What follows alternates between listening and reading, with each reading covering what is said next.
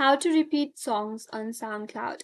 Hi everyone, this is Kate here and welcome back to the channel, and on today's video we will learn how we can repeat a song on SoundCloud.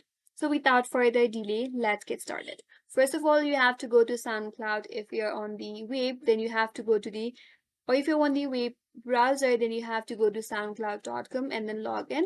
If not, you could also log in via the application. But here I'm logged in via the web browser. So once you're logged in, here I have selected a song here. So select the song that you would like to loop on SoundCloud. So here I have a playback on the bottom of my interface of this SoundCloud. So to repeat the song, as you can see, there is this icon right here that says repeat. You have to click on it at once. And there you have a small numbering that says 1. Now this music will play on a loop or on a repeat on SoundCloud. So that's it. That's how you can make a song loop on SoundCloud.